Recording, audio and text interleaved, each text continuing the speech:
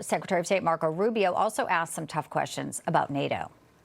Why are we in NATO? You have to ask that question. Why do we have billions and billions of dollars, hundreds of billions of dollars, over the years, trillions of dollars, and all these American forces stationed in the region? If we can only use, in our time of need, we're not going to be allowed to use those bases. I am pleased to bring in right now Matthew Whitaker. He is the United States ambassador to NATO. Good to see you, Ambassador. Good to be with you. So I'll just lead with the big question. What is NATO without the United States? That is the big question. I mean, obviously, for 77 years, the United States of America has been a key ally in the NATO alliance.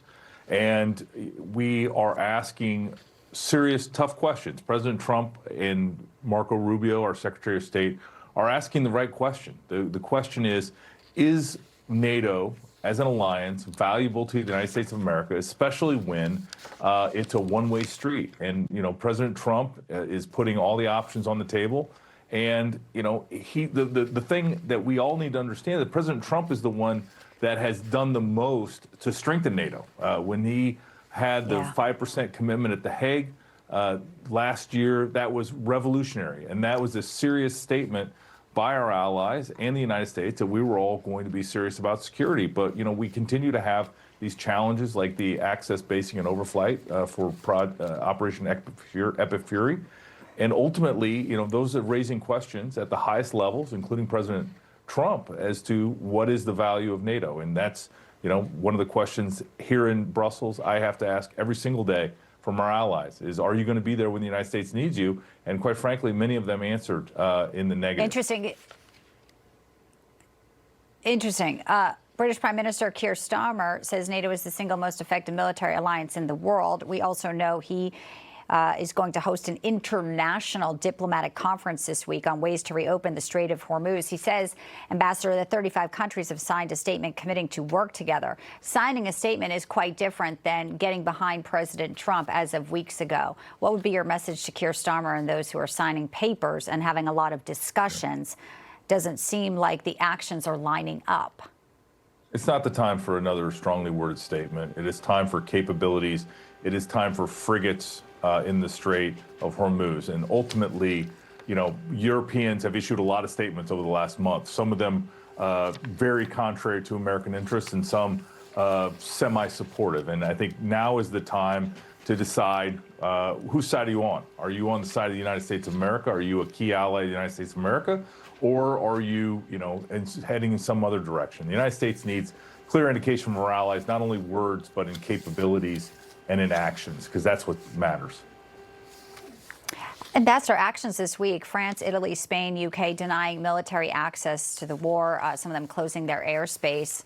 That also was contradicting some of the statements, especially from Italy and the UK, who said our relationships are great with the United States. So then why do that? Why make those moves in the denials if everything is on board?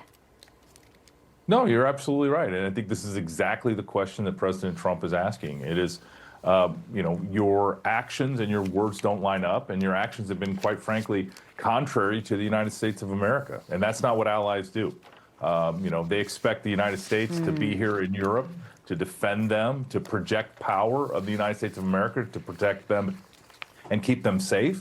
And if in return we get this type of action, I think that is not a two-way street, and that's what Secretary of State Rubio was talking about. He said this cannot be a one-way street. This cannot be the United States provides everything and has for years. Right. We also heard when some of these comments first started bubbling, Ambassador Whitaker, they were also saying, you know, for example, Ukraine, which is in your backyard, and what the United States has committed and done for Ukraine.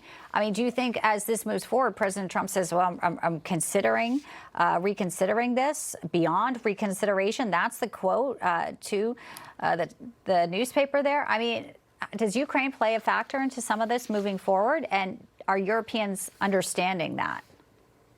I think it is very clear right now that President Trump is evaluating and reevaluating everything.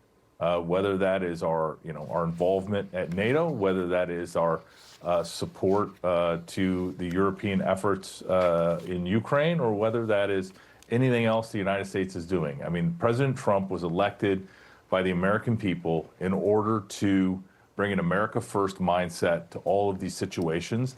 And he is, as Commander in Chief, gets to make many of these decisions. And so we're going to move out on his intent when he makes a decision. Right now, everything's on the table. Mm-hmm. Including strategy with Iran. President Trump has a major speech tonight from the White House, 9 p.m. The world will be watching, Ambassador.